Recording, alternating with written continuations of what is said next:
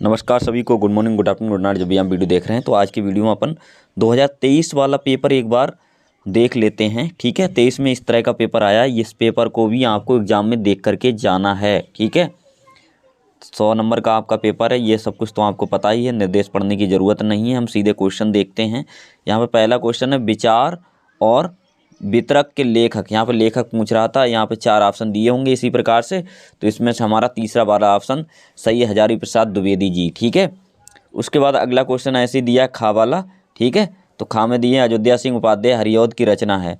ठीक है, तो उनकी रचना इसमें से दूसरी वाली है ठेठ हिंदी का ठाठ। ठीक है, तो अयोध्या सिंह उपाध्याय हरिऔध जी की ये रचना है। उसके बाद नीड़ का निर्माण, फिर इसकी विधा पूछ रहा है, तो इसकी विधा आपको बतानी है। आत्मकथा, नाटक, संस्मरण और निबंध, तो इसमें विधा है आपकी आत्मकथा वाला, हमारा ऑप्शन बिल्कुल सही हो जाएगा। उसके बाद है हमारा घा वाला क्वेश्चन, हरिशंकर परसाई का निबंध संग्रह है, तो हरिशंकर का निबंध संग्रह पूछ रहा है, तो इसमें है विचार प्रवाह, पृथ्वीपुत्र, उसके बाद तब की बात, और थी, और क्षण बोले कड़ मुस्कुराए, तो इसमें तीसरा वाला ऑप्शन सही है, तब की बात और थी। यह हरिशंकर परसाई जी का निबंध संग्रह है। ठीक है, उसके बाद अगला क्वेश्चन है हमारा हिंदी की प्रथम पत्रिका उदित मार्तंड के संपादक थे, तो इसमें दिया हुआ है बालकृष्ण भट्ट, प्रताप नारायण मिश्र, किशोरी लाल गोस्वामी और युगल किशोर जी, तो युगल किशोर वाला हमारा ऑप्शन बिल्कुल सही है। अब देखेंगे अगला क्वेश्चन, क्वेश्चन क्रमांक 2 है। इसमें दिया मैथिली शरण गुप्त की रचना है, तो मैथिली शरण गुप्त की रचना है, तो इसमें से ये कामायनी, ये तो जयशंकर की, लहर भी जयशंकर प्रसाद जी की है, तो इसमें से शायद सिद्धराज होगी, एक बार आप कंफर्म कर लेना इसको। ठीक है, उसके बाद देखते हैं अगला क्वेश्चन, प्रगतिवाद के सशक्त कवि हैं, प्रगतिवाद के सशक्त कवि पूछ रहा है, तो यहाँ पर नागार्जुन जी हैं प्रगतिवाद के सशक्त कवि। ठीक है, तो इस पेपर को ज़रूर से पढ़ के जाना, एक बार आप तैयार कर लेना इसे भी। ठीक है, कुछ क्वेश्चन चेंज हुए हैं, इस बार पैटर्न चेंज हुआ है, तो उन क्वेश्चनों को मैं आगे नेक्स्ट वीडियो में आपको करवाऊँगा। ठीक है, यहाँ पर मास्को अभी दूर है, इसके रचयिता पूछ रहा है, मास्को अभी दूर हैं। ठीक है, तो इसके आपसे रचयिता पूछे जा रहे हैं त्रिलोचन, रामस्वरूप वर्मा, हरवंश राय बच्चन, और कौन है शिवमंगल सिंह सुवन। ठीक है, उसके बाद अगला क्वेश्चन है, देखते हैं घा वाला। ठीक है, तो यहाँ पे कह रहा है ससानंद हीरानंद वात्स्यायन अज्ञेय के संपादन में कुल कितने सप्तक प्रकाशित हुए हैं, तो इसमें 1 2 3 4 हुए हैं। ठीक है, 4 वाला हमारा ऑप्शन बिल्कुल राइट हो जाएगा। उसके बाद देखेंगे सुमित्रानंद पंत को ज्ञानपीठ पुरस्कार कब मिला, तो इसका जीवन परिचय भी हमने पढ़ाया था कि इनको चिदम्बरा, इनकी रचना पर इन्हें ज्ञानपीठ पुरस्कार मिला था। ठीक है, तो आई होप आप समझ गए होंगे। इसके बाद यहाँ पे ये दिया होगा आपको तीसरा क्वेश्चन गद्यांश से संबंधित। ठीक है, तो गद्यांश में क्या होते हैं, क्वेश्चन रहते हैं। ठीक है, गद्यांश में क्वेश्चन होंगे आपके, यहाँ पे का, खा, गा, घा, ये यहाँ पे 5 क्वेश्चन होंगे। ठीक है, तो पाठ और लेखक आपको बताने हैं, तो इससे संबंधित क्वेश्चन मैं करवा चुका हूँ, वहाँ से जाकर के आप देख लेंगे। ठीक है, तो आपको गद्यांश के बाद दिया होगा पद्यांश से संबंधित भी प्रश्न पूछे जाएंगे, तो यहाँ पर पद्यांश दिया हुआ है, और पद्यांश के एक अथवा में होगा, दोनों में से आप कोई सा एक कर सकते हैं। देखो यहाँ पे लिखा है अथवा, एक पद्यांश ये दिया है मैं कब कहता हूँ। ठीक है, तो इससे संबंधित भी 5 क्वेश्चन होंगे, आप इनमें से कोई सा एक कर सकते हैं। उसके बाद हमारा 5वां क्वेश्चन होगा जीवन परिचय से संबंधित। ठीक है, तो जीवन परिचय वासुदेव शरण, हजारी प्रसाद और प्रोफेसर जी सुंदर रेड्डी, तो 2 जीवन परिचय ये वेरी मोस्ट इंपॉर्टेंट हैं, इस बार भी परीक्षा में आएंगे, ज़रूर से पढ़ लें। इस चैनल पर मिल जाएंगे, आप प्लेलिस्ट को सर्च करिए, वहाँ पर ये दोनों जीवन परिचय बहुत ही शॉर्ट तरीके से मैंने समझाए हैं, तो तैयार कर लें, क्योंकि आपको 80 वर्ड में ही जीवन परिचय लिखना होता है, क्यों समय अपना ज़्यादा बर्बाद करोगे। ठीक है, उसके बाद है इधर जीवन परिचय खावाले में 5 नंबर का जीवन परिचय आता है सुमित्रानंद पंत, रामधारी सिंह दिनकर, मैथिली शरण गुप्त, तो इसमें भी ये दोनों वाले जीवन परिचय वेरी मोस्ट इंपॉर्टेंट हैं, इस बार भी आ सकते हैं, पूरी संभावना है। ठीक है, और ये जीवन परिचय भी हमने पढ़ा रखे हैं, तो प्ले लिस्ट पर जा कर के आप इन्हें भी देख लें। ठीक है, उसके बाद आगे बढ़ते हैं, बहादुर कहानी वेरी मोस्ट इंपॉर्टेंट है, बहादुर और पंचलाइट कहानी। ठीक है, तो ये 2 कहानी पढ़ लें, कोई दिक्कत ही नहीं होगी आपको, दोनों में से एक न एक मिल ही जाएगी। चाहे एक ही पढ़ लें बहादुर पंचलाट में से, तब भी आपको एक कहानी मिल जाएगी, ठीक है। और ये चैनल पर हमने पढ़ा रखी है बहादुर पंचलाट दोनों कहानियाँ अच्छे से व सरल भाषा में, ठीक है। कहानी को भी आपको कितने शब्दों में लिखना, 80 शब्दों में। वैसे आपने बुक से याद करी होगी तो बहुत लंबी होगी, 80 शब्दों में याद करना है, तो चैनल की लिस्ट में जा कर के देख लीजिए आप, ठीक है।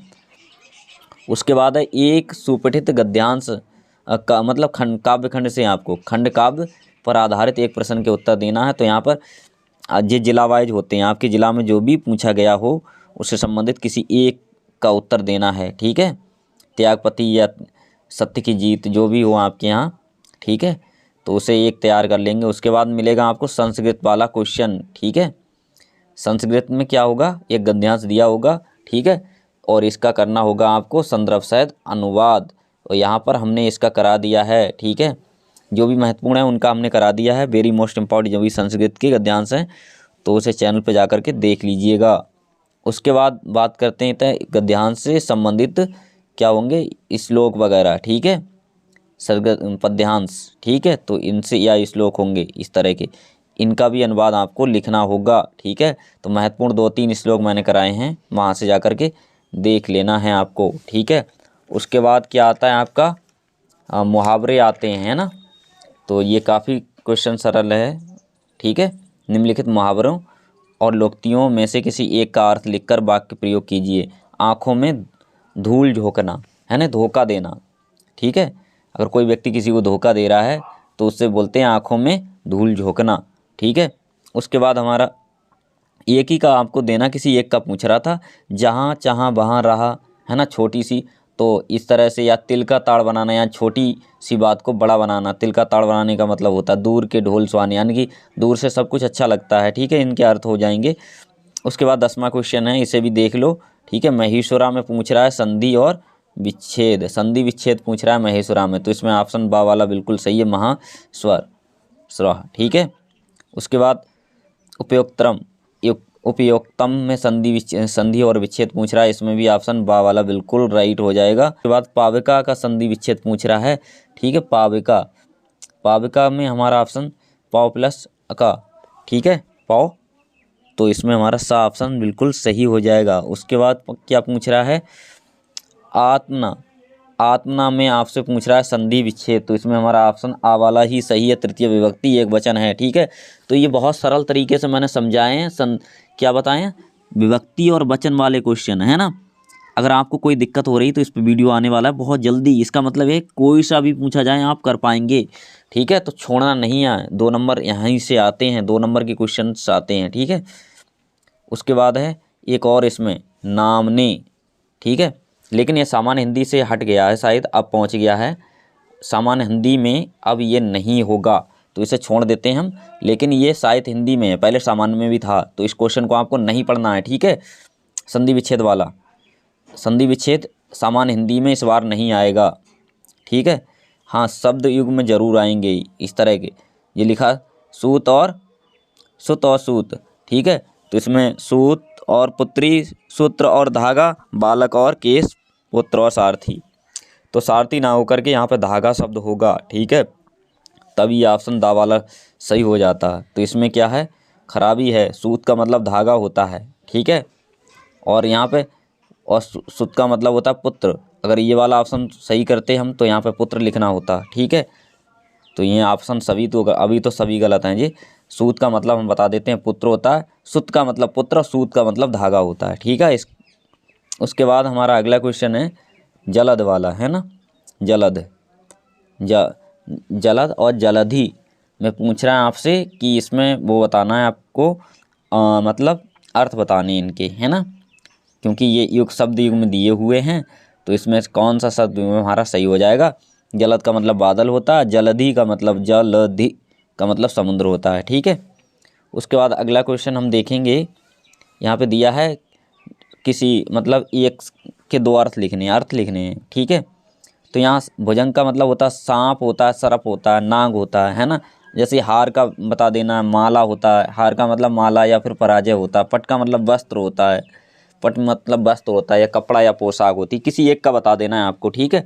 इसके लिए आपको 2 अंक मिलेंगे, ठीक है। उसके बाद देखेंगे अगला क्वेश्चन घा वाला। इसमें दिया है वाक्यांश निम्नलिखित वाक्यांशों के लिए एक शब्द का चयन करिए। ठीक है, अनेक शब्दों के लिए एक शब्द ऐसा कुछ है यहाँ पे। ठीक है, तो हम कर लेंगे। यहाँ पे दिया है किए गए उपकार को ना मानने वाला, यानी किसी के ऊपर आप उपकार कर देते हैं और वो व्यक्ति मानता ही नहीं है तो उसे क्या बोलते हैं। ठीक है, किए गए उपकार को ना मानने वाला कृतज्ञ कृतज्ञ कृतज्ञ। ठीक है, सा वाला ऑप्शन हमारा बिल्कुल राइट हो जाएगा। बहुत कम बोलने वाला, बहुत कम बोलने वाले को क्या बोलते हैं? मितभाषी, मितभाषी। ठीक है, कम बोलने वाले को। तो ये तो अभी भी महत्वपूर्ण है क्योंकि पूछे जाएंगे आपसे। उसके बाद अगला क्वेश्चन है निम्नलिखित में से किन्हीं दो वाक्यों को आपको करना है शुद्ध। तुम तो कुर्सी पर बैठे हो, तो हटा दो, शुद्ध हो जाएगा तुम कुर्सी पर बैठे हो। ठीक है, इस सरोवर में अनेकों कमल खिले हैं, तो अनेकों की जगह अनेक कर दो खाली। इस सरोवर में अनेक कमल खिले हैं।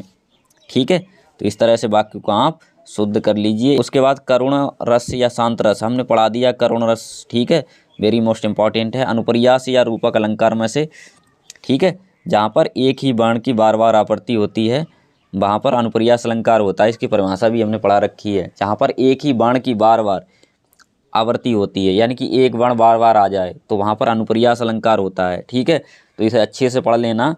ठीक है, और इसका उदाहरण लिख देना। चारू चंद की चल चल किरणें खेल रही हैं जल थल में। चारू चंद की चल चल किरणें, इतना भी लिख देंगे तब भी इसका उदाहरण सही हो जाएगा। चौपाई या सोरठा, तो चौपाई और सोरठा की परिभाषा तो बहुत ही सरल है। चौपाई में क्या होते हैं? 4 चरण होते हैं, प्रत्येक चरण में 16-16 मात्राएं होती हैं। ठीक है, और सोरठा में क्या होता है? इस सोरठा की एक वो बता दें आपको ट्रिक याद करने की। सोरठा में ऐसे याद कर लेना, पहले और तीसरे चरण में कितनी कितनी मात्राएं होती हैं? 11 मात्राएं होती हैं। ठीक है, पहले और तीसरे, एक का मतलब पहले और तीसरे चरण में कितनी कितनी मात्राएं होंगी? 11। ठीक है, ऐसे ही दूसरे और चौथे चरण में मात्राएं होंगी 13। ठीक है, यानी कि दूसरे और चौथे चरण में मात्राएं होंगी 13। ठीक है, तो 13 बटे 24 13 से आप इस ट्रिक से याद कर सकते हो सोरठा की परिभाषा। ठीक है, पहले और तीसरे चरण में 11 मात्राएं होती हैं, दूसरे और चौथे चरण में 13 मात्राएं होती हैं, और 4 चरण इसमें भी होते हैं। ठीक है, और एक उदाहरण याद कर लेना है। उसके बाद आपको एक मिलेगा लेटर लिखने के लिए। ठीक है, बीमारी से संबंधित देखा किसी दैनिक पत्र, यानी कि एक पत्र लिखना है आपको। इसके अथवा में भी एक पत्र है। ठीक है, अथवा या फिर एक, इनमें से दोनों में से एक करना है। पत्र इस बार भी आएगा। ठीक है, उसके बाद में एक पूछा जाएगा आपसे क्या? निबंध। ठीक है, बढ़ती जनसंख्या या बेरोजगारी से संबंधित तो निबंध हमने बता रखे हैं, और कुछ वीडियोज आने वाले हैं। ठीक है, तो अभी से चैनल को सब्सक्राइब करके रख लीजिएगा। यही इसी टाइप का आपका पेपर आएगा। कुछ क्वेश्चन चेंज हुए हैं वो भी हम बता देंगे। ठीक है, तो चिंता की कोई बात नहीं, और इस वीडियो को अपने दोस्तों में ज़रूर से शेयर कर दें। Thanks watching for video.